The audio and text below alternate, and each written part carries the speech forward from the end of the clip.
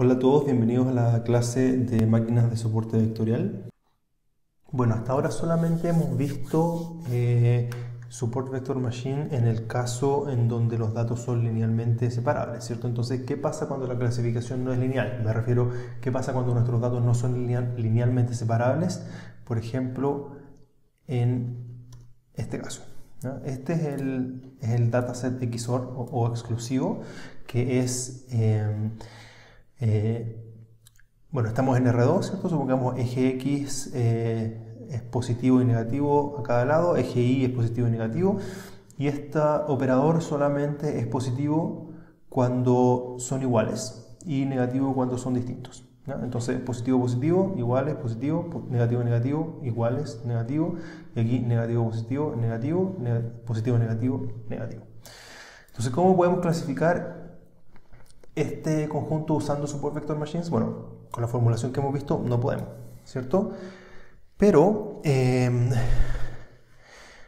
lo que podemos hacer es, como vimos en clasificación no lineal, podemos construir un mapa de características, ¿ya? Entonces, el mapa de características a construir en este caso podría ser tomar x1, x2, ¿cierto? Porque cada punto acá se representa con una coordenada x1, x2. Y eso lo voy a mapear a una característica phi, x1, x2, que va a vivir en R3. Esto está en R2. Y esto va a vivir en R3. ¿Ya? Y va a ser igual a x1, x2, x1 por x2. ¿Ya? ¿Y eso cómo se ve? Ya les voy a decir cómo se ve. Se ve de esta forma.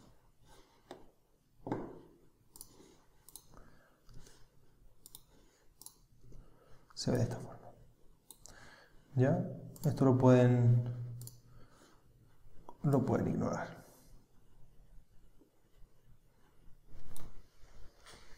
Entonces, ¿qué estoy haciendo? Ahora mis datos están en R3, ¿cierto? Donde las primeras dos dimensiones son los datos originales, y la tercera característica me ofrece una nueva cantidad, ¿cierto?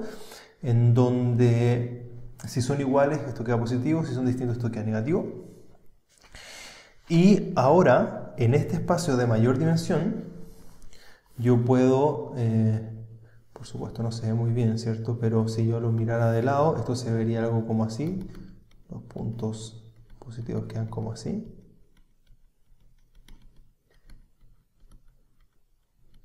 Y los puntos negativos quedan como algo como así. ¿Ya? Eso es lo que trata de hacer este dibujo. ¿Ya? Entonces, por supuesto que en R3, estamos en R3, ¿cierto? Primera dimensión, segunda dimensión, tercera dimensión, ¿cierto? Estos son solamente primera dimensión y segunda dimensión. De hecho, yo podría proyectar esto acá abajo y se vería así como esto. Y esto, por supuesto, es linealmente separable. Separable. ¿Ya? Entonces, ¿cuál es la duda que queda? Aquí es un problema de juguete y yo les di el phi, pero en el caso general,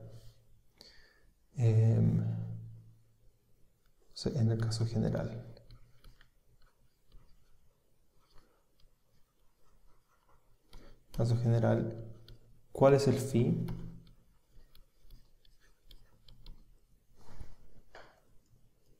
¿Cuál es el phi? ¿Ya? Por ejemplo, si tengo algo de este tipo, si tengo algo así y después así, va, algo así y después así, ¿cierto? Por supuesto, yo puedo ocupar el margen suave y decir, no, lo que pasa es que esto está clasificado así, ¿ya? Y estos me quedaron mal clasificados y esos me quedaron mal clasificados. Pero a mí realmente me gustaría decir que esto está claramente clasificado así, ¿ya? Entonces, ¿cómo puedo hacer eso? Bueno, con un phi, ¿cierto? Entonces, ¿pero cuál es el phi? El phi, idealmente uno debería saber la naturaleza de los datos, pero si ya conozco los datos en detalle, ¿para qué estoy haciendo todo esto, ¿cierto? Quiero aprender de los datos. Entonces, una intuición para saber cuáles son los buenos phi es lo que precisamente acabamos de hacer, ¿cierto? Lo que se hizo acá fue tomar la entrada original y aumentarla, ¿cierto? Agregarle una cantidad extra. Entonces uno puede decir, ¿sabes qué? El problema no sé bien cómo... Aquí por supuesto sabíamos que es este producto el que separa, ¿cierto?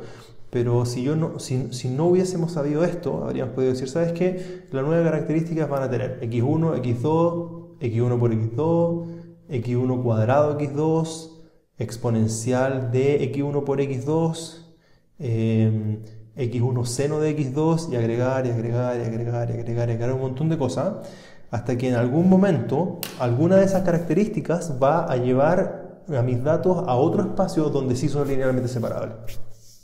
¿Ya? O el agregar todas ellas, no tiene por qué ser la enésima, sino pueden ser todas, ¿cierto? Entonces,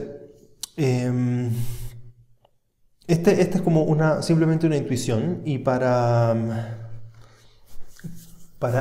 hacer esto, o sea, asumamos que nuestros phis van a ser van a tener una dimensionalidad muy alta, ¿ya? Incluso infinita. O sea, si yo podría mapear x no a un vector, sino a una función, ¿no? Entonces el espacio de características en ese caso es infinito, y seguramente en ese espacio, como es infinito, tiene todos los términos y son linealmente separables. Ahora, ¿podemos hacer esto? ¿Podemos realmente trabajar con estos phis que tienen una cantidad de datos, una dimensionalidad enorme? Por supuesto que sí, y por eso era el énfasis que hacíamos hace unas slides atrás. Voy a volver como 3 slides. Recuerden esta formulación del problema de máquinas de soporte vectorial. Solamente necesito los productos puntos de mis inputs. Entonces, si yo mapeo mi input a un espacio que tiene altísima dimensión, no importa cuál es esa dimensión, lo único que importa es el producto punto entre los features, ¿ya? Entonces, para que lo dejen todo el tiempo como en el subconsciente, lo que vamos a tratar de hacer ahora es migrar nuestros datos a un espacio de dimensión infinita y ahí realizar las operaciones que quiero realizar. Ahora, no tiene que ser necesariamente infinita, puede ser dimensión finita pero mayor, pero la gracia realmente es cuando es infinita, ¿ya? Porque opero en un espacio de dimensión infinita, pero con cálculos finitos, como vamos a ver. Entonces, para eso vamos a introducir un concepto primero que es necesario para entender este mapeo que vamos a hacer. Y eso es el concepto de funciones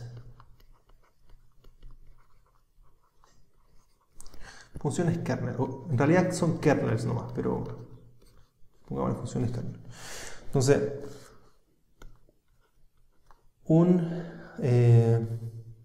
Mercer kernel es una función definida positiva, ¿ya? Y simétrica. ¿Qué significa eso? Significa K va desde x cruz x hasta R, en donde kx, y es igual a ki, x, y además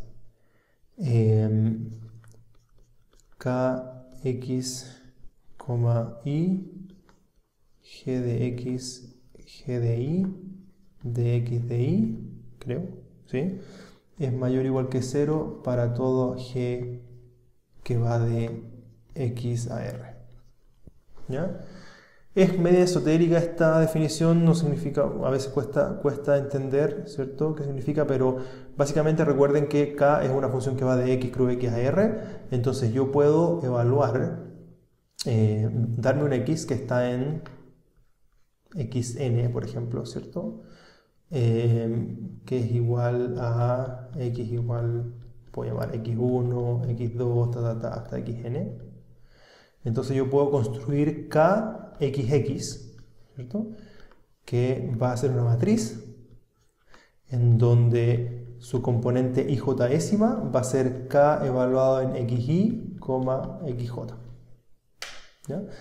Esta matriz kxx, es una matriz, ¿cierto? Entonces lo pongo, está en n cruz n, ¿cierto? Porque estos son n. Y esa matriz es definida positiva. Y es definida positiva para cualquier elección de x en x. X en xn. ¿Ya? Eso significa que esta función es definida positiva. ¿Ya? Esta es la definición formal, pero ¿qué significa? Es que cada vez que yo elijo una cantidad finita de x y evalúo esta función en ambas coordenadas, eso me da una matriz y esa matriz es definida positiva. ¿Ya? Ahora, hay un lema que es importante, que es lo que nos va a interesar. Un lema que dice que todo Mercer kernel, vamos a hacer implícito Mercer, todo kernel admite la descomposición siguiente: kx,i igual producto punto phi x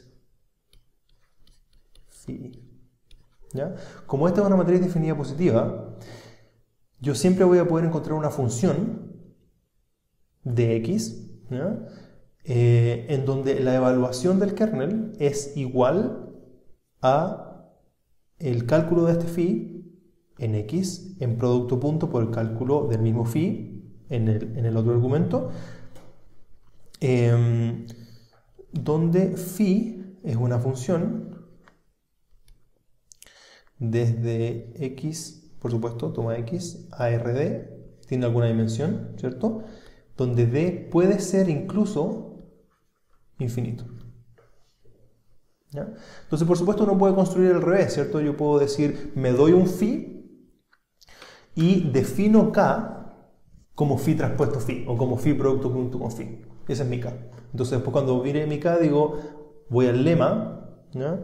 Y digo, bueno, este k tiene un phi de descomposición. ¿Cuál es? Bueno, el que usé originalmente. Pero incluso si yo me doy un k sin saber cuál es el phi, solamente necesito que ese k sea definido positivo y simétrico para que este lema me garantice que existe el phi. ¿Ya? Entonces dejemos eso. Seguramente es mucha información que le estoy dando y va quedando como acumulada, y en un momento la vamos a usar toda, pero básicamente recuerden esto: un kernel es una función de dos dimensiones que es definida positiva en el sentido que lo acabo de mencionar, y que por ser definida positiva se puede descomponer de la forma que nos dice este lema. Entonces piensen que si tenemos la generalización de los números positivos a las matrices positivas, definidas positivas, las matrices definidas positivas siempre admiten una descomposición que es como la descomposición de Cholesky o la descomposición de la descomposición espectral, ¿cierto? En donde los valores propios son positivos. Bueno, aquí, como este kernel es definido positivo, su correlato en matriz, ¿cierto?, admite una descomposición que es como la raíz cuadrada, ¿cierto? La raíz cuadrada del kernel va a ser este phi, ¿ya? Y eso es posible porque el kernel es positivo en su tipo, es definido positivo. Entonces veamos unos ejemplos de kernels, para que no quede todo en el aire.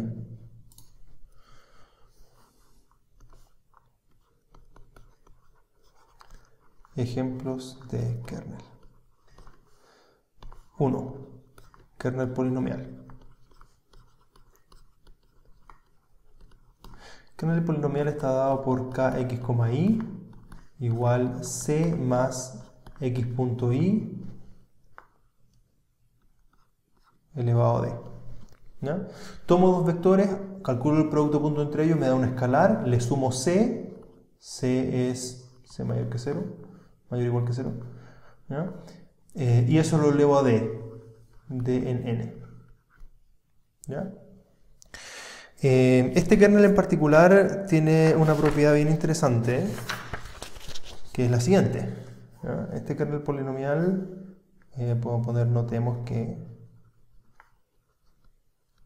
este lo voy a poner P de polinomial. Kp x, y es igual a... aquí se pone un poco feo. Les voy a mostrar el apunte mejor.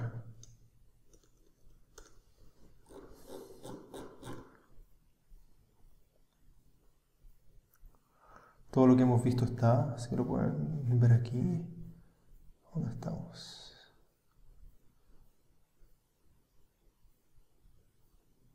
Aquí estoy. Kernel polinomial. ¿Ya?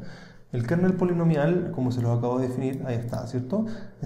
Este kernel tiene la siguiente propiedad. Yo lo puedo descomponer, elijamos d igual 2 para que podamos hacer los cálculos. Y veamos que K polinomial lo escribo explícitamente, lo descompongo, ¿cierto? Y veo que lo puedo descomponer, encontré explícitamente el phi al cual corresponde. ¿Ya?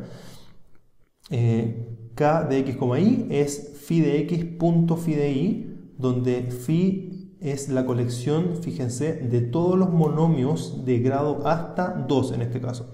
Tengo el c, por ahí dando vuelta, tengo todos los términos lineales en las coordenadas de x, asumí que x es x1, x2, x3 hasta xm, y es y1, y2 hasta ym.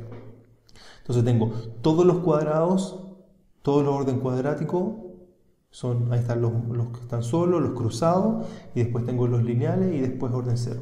Orden 2, orden 2, orden 1, orden 0. Entonces el kernel polinomial es equivalente a ocupar un phi que tiene todos los monomios de grado 0, 1 hasta d. En este caso elegí d igual 2. Ahora, si c fuese 0, ese término no existiría y estos términos tampoco existirían. Entonces, si c fuese 0, solamente sobrevive este término. Estos que están acá. Estos dos que están acá. Entonces, el kernel polinomial equivale a un phi que tiene solo los monomios de grado 2. Si c es mayor que 0, incluye todos los monomios hasta grado 2.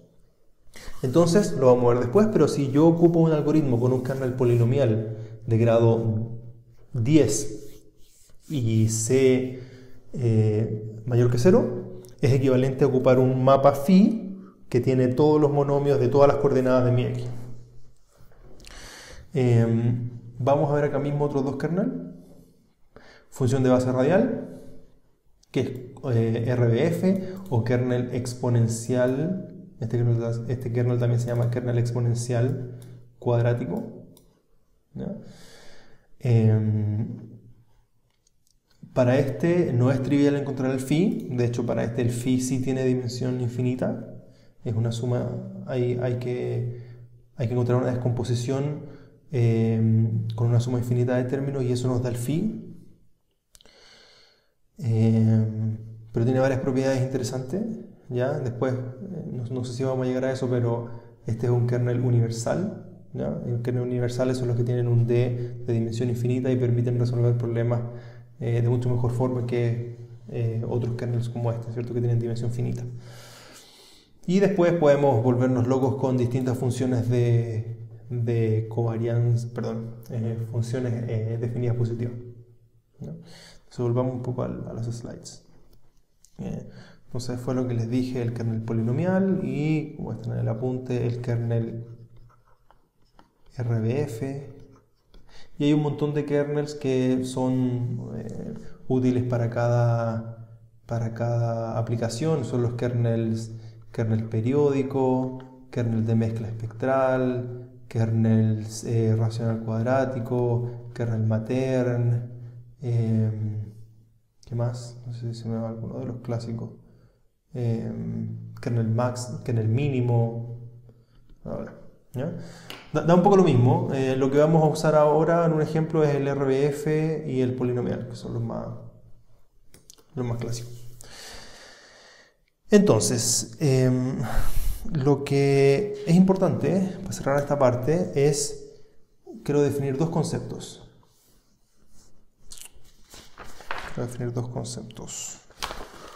Uno es el truco del kernel.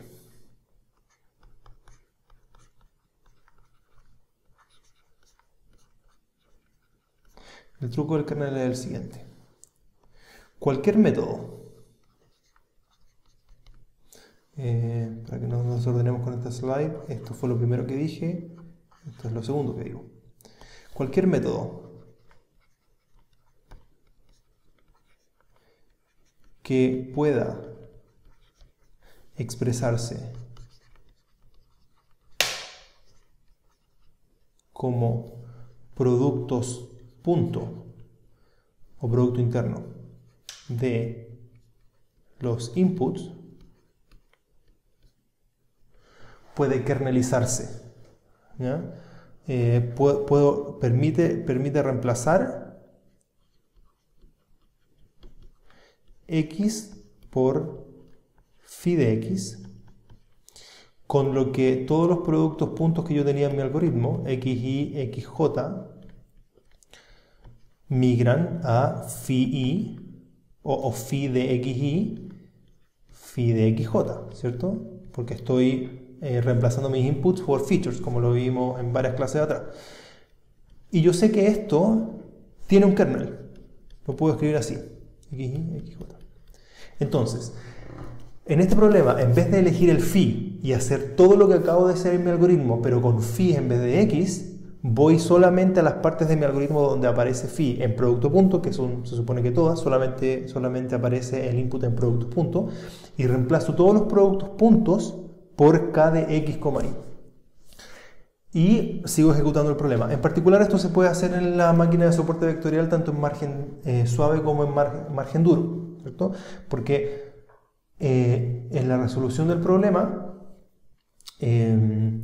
vemos que x solamente aparece en forma de producto punto, entonces puedo reemplazar todos los productos puntos por k de xy, xj. Y eso implícitamente equivale a cambiar todo lo x por phi de x sin tratar los phi de forma específica en primer lugar y sin ni siquiera tener que elegir el phi. Yo puedo determinar un k y ese k va a tener un phi asociado que puede ser súper flexible, infinito dimensional, lo que quieran, y nunca necesito ni siquiera elegirlo, solamente elijo el k. Y eso se llama el truco del kernel. ¿Por qué se llama truco del kernel?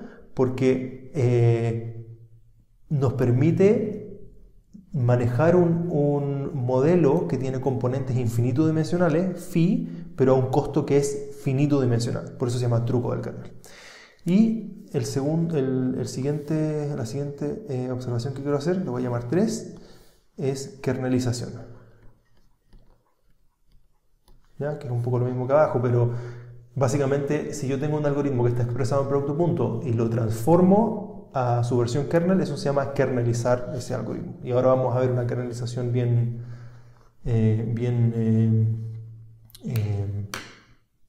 básica pero ilustrativa antes de volver a Support Vector Machines. Vamos a ocupar entonces el truco del kernel para kernelizar la regresión de Ridge, ¿no? Entonces vamos a llamar kernel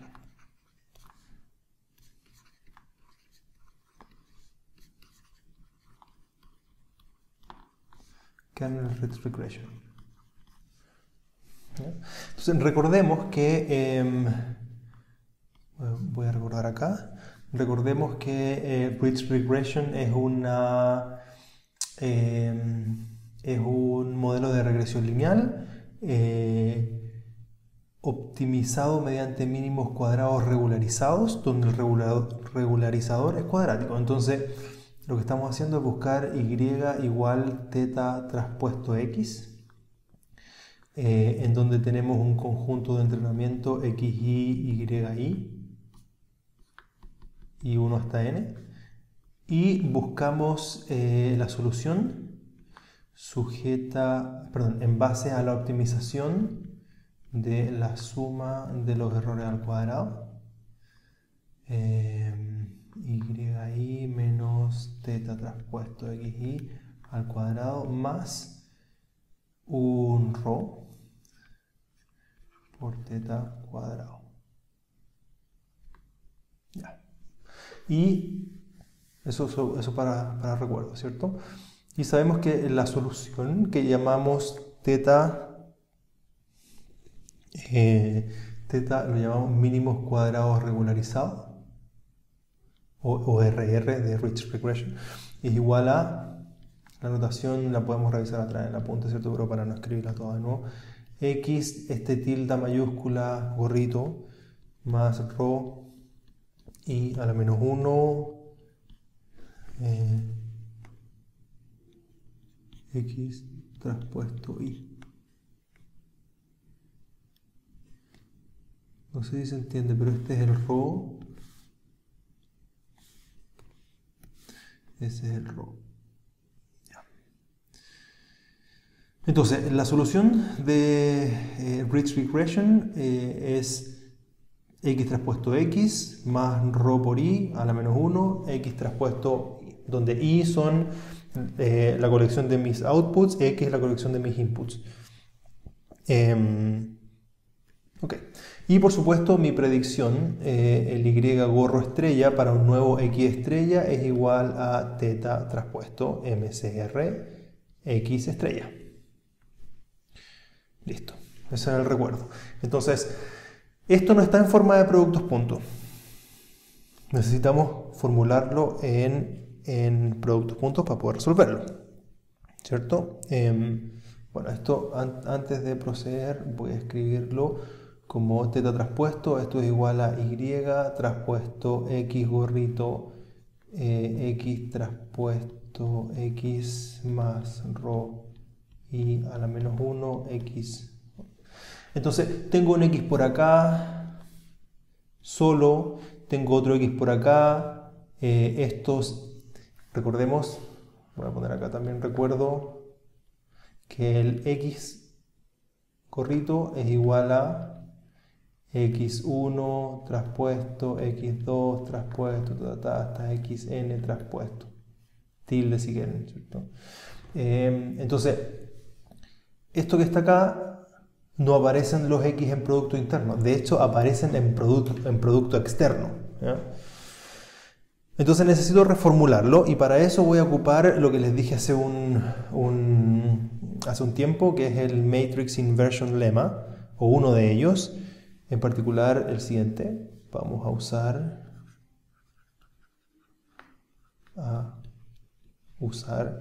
este lema que está aquí, P a la menos 1 más B traspuesto.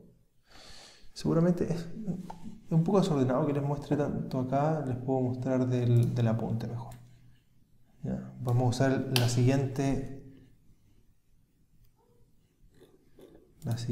propiedad, esta que está acá. ¿Ya? Entonces, el MCR no está en forma de mínimos cuadrados. Entonces voy a ocupar esta propiedad y voy a identificar, por supuesto, es más o menos claro acá, ¿cierto? Seguramente lo voy a llevar para allá. A ver.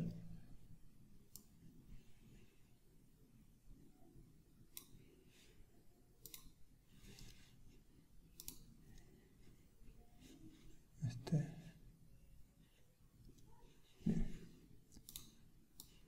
Ya, vamos a usar esto. Y voy a identificar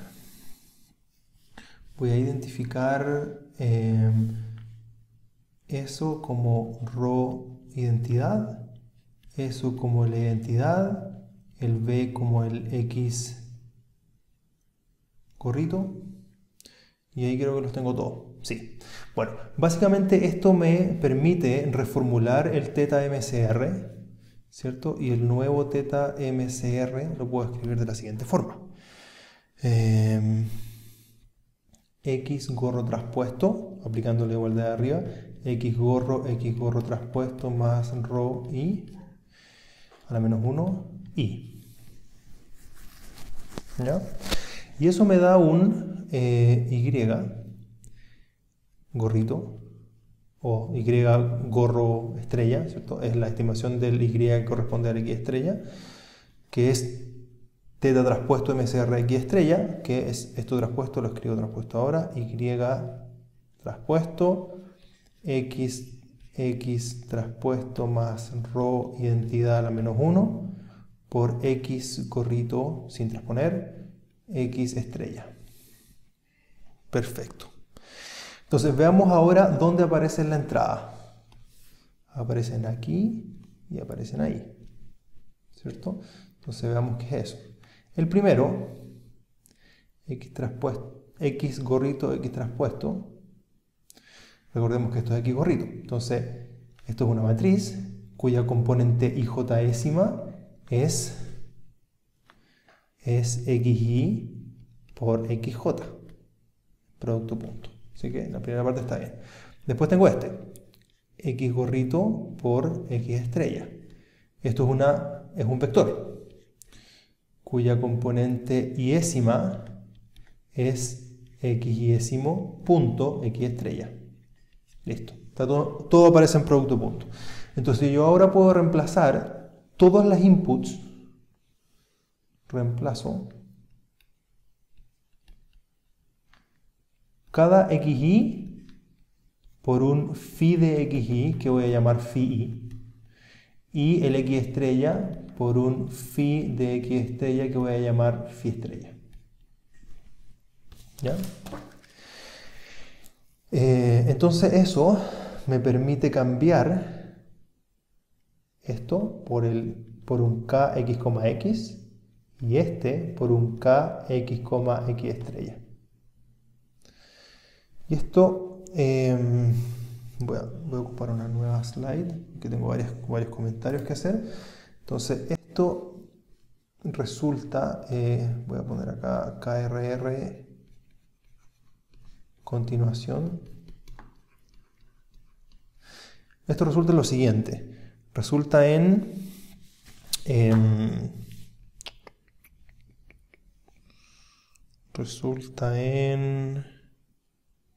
bueno, en primer lugar resulta en el teta de mínimos, teta de MCR, en un, lo voy a llamar phi, ¿ya? Lo voy a llamar phi traspuesto. Bueno, por supuesto, defino kxy, xj igual al producto punto entre los phi y los phi j que acabo de definir anteriormente, ¿cierto? Y esto lo puedo escribir como kxx más rho i. Entonces, notemos que no sé cuál es el phi, ¿cierto? Teta depende de k, que lo conozco, yo puedo parametrizar, pero el phi no lo conozco, ¿cierto? Entonces, y además el phi puede ser infinito dimensional. Pongo phi mayúscula porque son la colección de phi 1, phi 2, phi 3, ¿cierto? Voy a poner acá también. Phi mayúscula es igual a phi 1, phi 2, phi 3, hasta phi n. Entonces, esto es de dimensión phi, perdón, de dimensión d. Dimensión d. ¿Ya? Y es de dimensión d, por supuesto, porque ahora mis inputs ya no son los x de dimensión m, ahora son los phi de dimensión d. Entonces el peso, como estoy operando en otro espacio, el peso es de dimensión d. Y como mi phi puede ser infinito dimensional, esto puede ser infinito dimensional también. No lo sé. Pero no me importa, porque lo importante realmente es el y gorro. Y el y gorro es teta traspuesto por phi, ¿cierto? En donde la dimensión d desaparece y vuelvo a la dimensión original. Y esto sí lo puedo escribir como y traspuesto kxx más rho y a la menos 1 por k de x estrella. O alternativamente, que es la que me gusta a mí, que es la que vamos a analizar, y estrella, gorrito, porque esta es la estimada, es igual a la suma de hi por kxy, k estrella, donde hi es igual a el yésimo término de esta matriz fea que está ahí.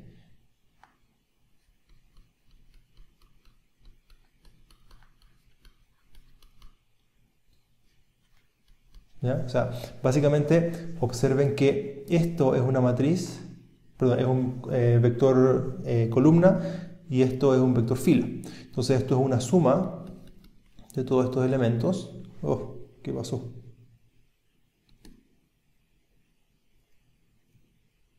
Es una suma de todos estos elementos, ¿cierto? En donde esta matriz la voy a llamar, perdón, este vector lo voy a llamar h. y lo voy a escribir como una sumatoria. Ya, hay varias observaciones que tenemos que hacer. Punto 1. Si el kernel es una medida de similitud, recordemos que estas son las muestras pasadas y esta es mi muestra nueva. Si kernel x, y es similitud, observen que la estimación de una nueva muestra, la estimación de un nuevo valor en este problema de regresión es una combinación lineal de los HI, en donde los pesos son los KI, son los KXI, X estrella. Entonces, si XI se parece a X estrella, la evaluación del kernel es alta, porque estoy asumiendo que es una medida de similitud, y si XI no se parece a X estrella, entonces esta cantidad va a ser baja, 0 o negativa, no sé, depende de qué tipo de similitud esté considerando. Entonces, los Y van a ser simplemente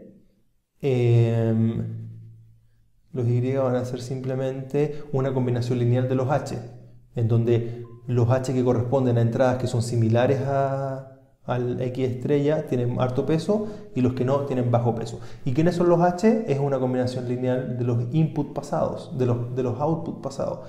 Entonces, ¿qué está haciendo el kernel Ridge Regression? Está haciendo una combinación lineal de outputs anteriores, pero la combinación depende de cuán similar es mi nueva muestra a mi muestra histórica.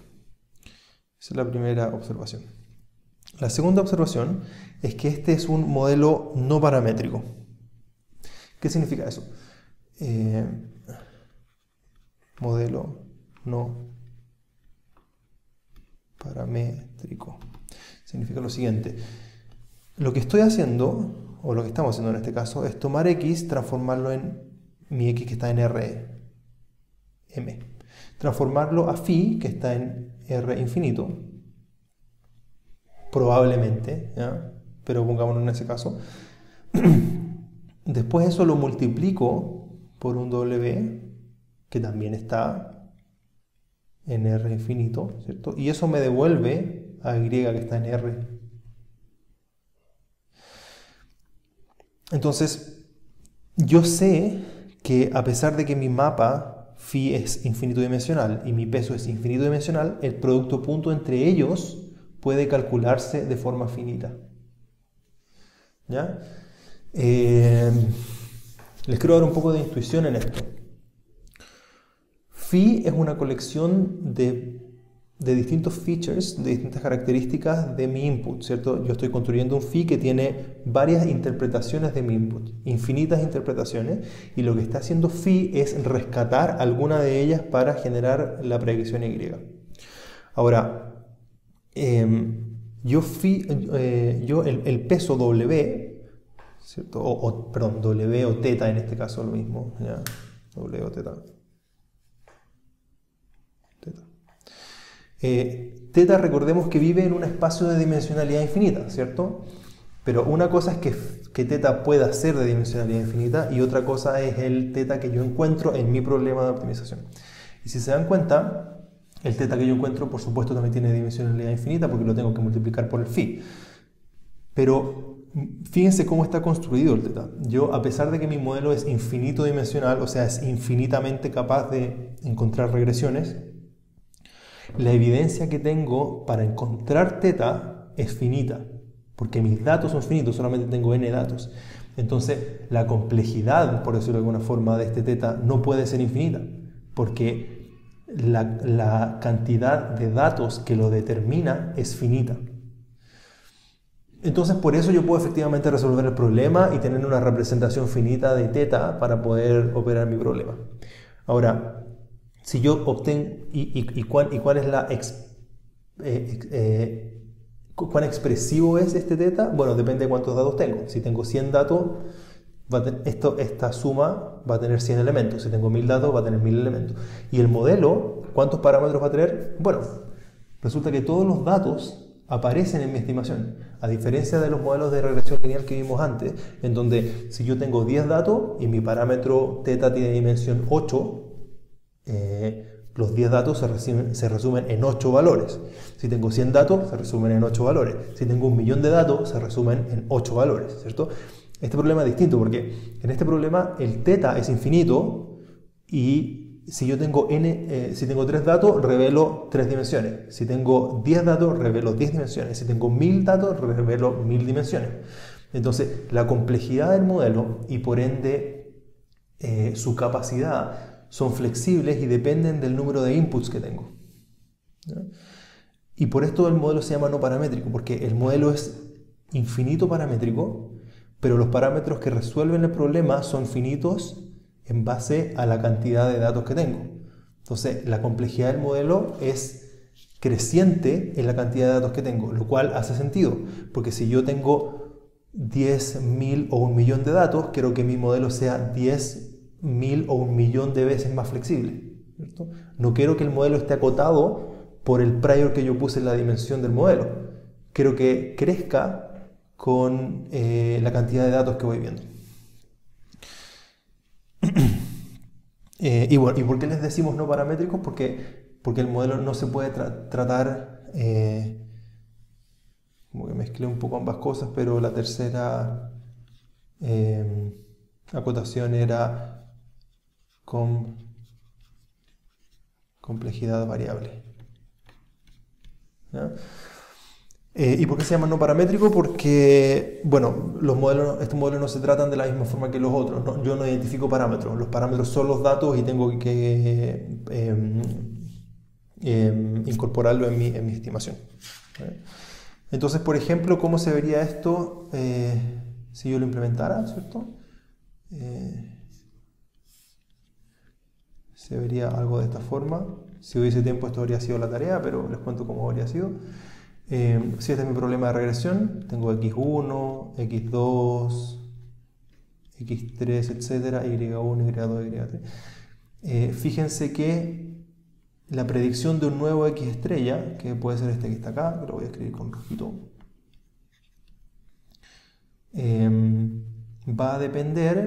va a ser una regresión de los anteriores, ¿cierto? Entonces, en el caso de la regresión lineal, esto habría sido eso.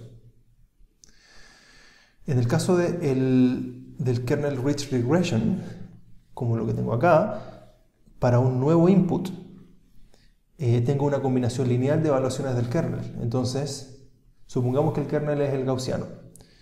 Tengo un kernel en cada xy antiguo, ¿cierto? Evaluado en x estrella. Entonces, en el x1 tengo un kernel, en el x2 tengo otro kernel, en el x3 tengo otro kernel, en el x4 tengo otro kernel, en el x5 tengo otro kernel, en el x6 tengo otro kernel. Estoy asumiendo el caso de RBF, ¿cierto?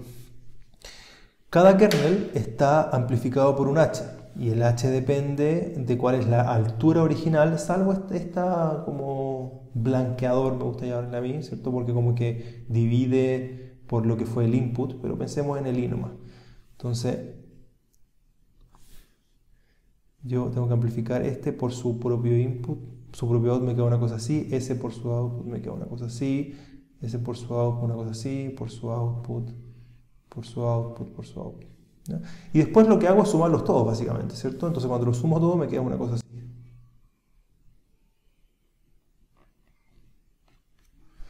Entonces cuando me pregunto cuánto vale el nuevo, bueno, el nuevo vale esto. Eso, ¿no? Y esta es mi estimación KRR. Entonces a esto le puedo llamar KRR y este era se me perdió el mouse, ahí está. Este era el K lineal, o sea, el regresión lineal. Eso, esa es la kernelización de Rich. Y ahora finalmente vamos a lo prometido, kernel SVM. Bueno, culminamos entonces al fin.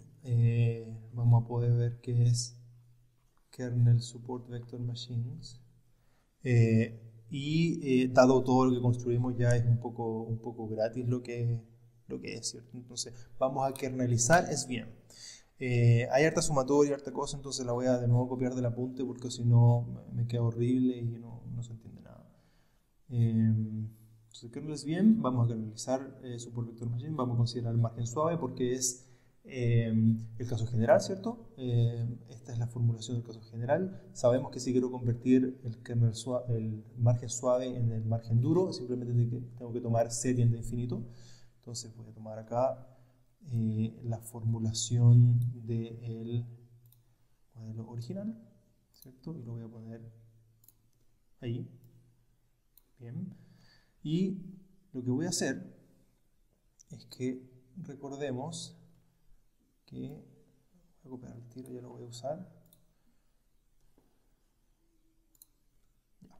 Entonces, observemos que acá, en la formulación de Support Vector Machine original, tengo, bueno, en el original no está el phi, está el x, ¿cierto? Pero como aparece solo en productos puntos, voy a cambiarlos por phi. ¿Ya? Voy a cambiarlos por phi. Entonces, este phi yo lo voy a parametrizar como un kxi, xj. Y no me importa cuál es el phi, ¿cierto? Y me va a quedar de esta forma.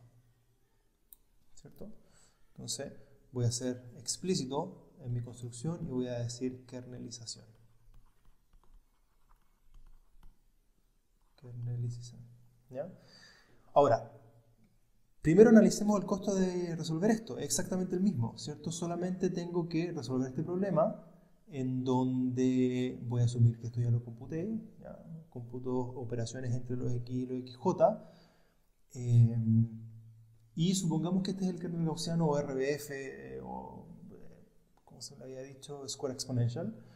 Tengo que hacer n por n más 1 medios operaciones, ¿cierto? Si yo usara el phi explícitamente, en vez de parametrizar, representar su producto punto, tendría que hacer el producto punto entre todos los phi, evaluar cada phi. O sea, de hecho, supongamos que phi y k tienen el mismo costo, ¿ya? De hecho, el kernel exponencial tiene un phi que también es exponencial. Entonces, si yo no ocupo el truco del kernel, tengo que evaluar phi en xy, volver a evaluar phi en xj. Esto es i, j, se me olvidó ahí, i, j. Volver a evaluar y después hacer el producto punto. Que en particular en el caso del kernel RBF no lo puedo hacer porque phi es infinito dimensional. Mientras que acá solamente tengo que evaluar una vez. De hecho, esto es más barato.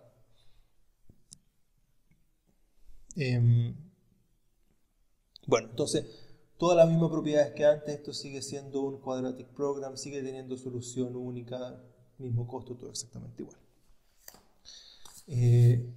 Entonces, ¿qué pasa si ahora lo implemento ocupando K, en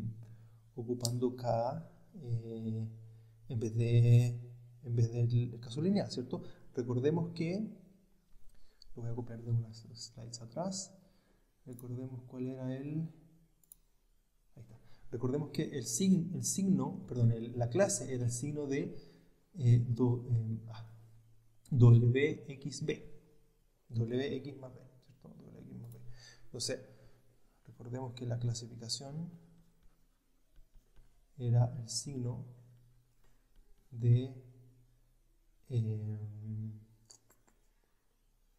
la suma de los que les había dicho, era bueno, la formulación dual era el AI, XI, y al revés, AI, II, producto punto de XI con X estrella, que ese sería un nuevo punto, más B, ¿cierto?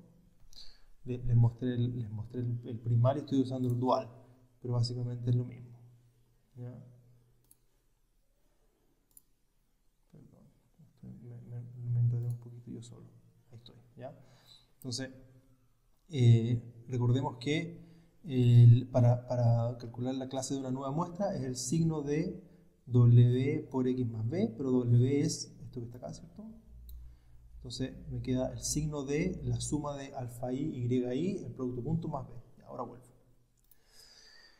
Pero recordemos que estos producto punto yo lo estoy reemplazando por phi y además lo estoy parametrizando con k. Entonces la clasificación es el signo de la suma de la i, y,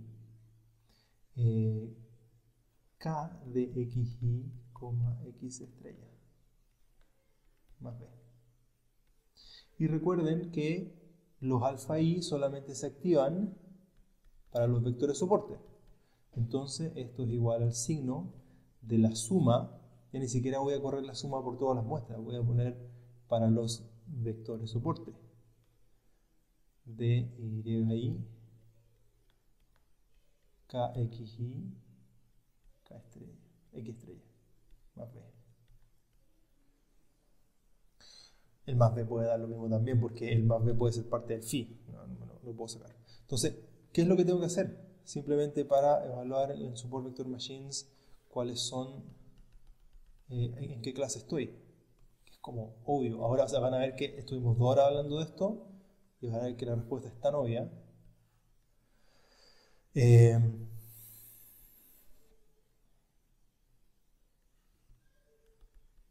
Tengo el margen, ¿cierto?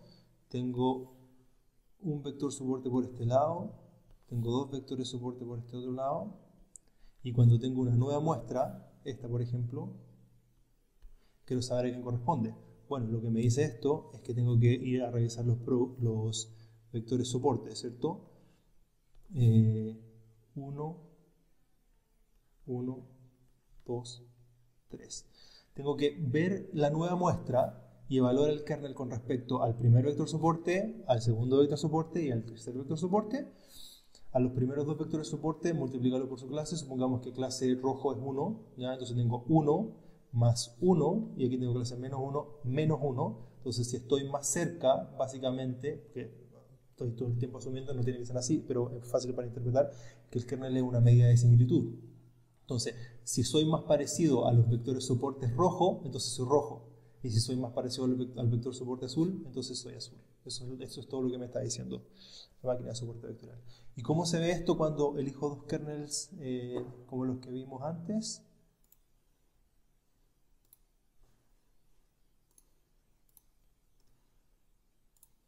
Voy a poner encima nomás.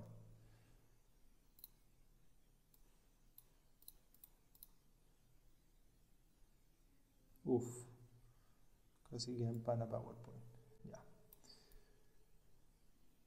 Se ve así. Si hago exactamente lo mismo que les estaba diciendo, pero con un kernel polinomial de grado 4, queda así, ¿cierto? Este es un caso no separable.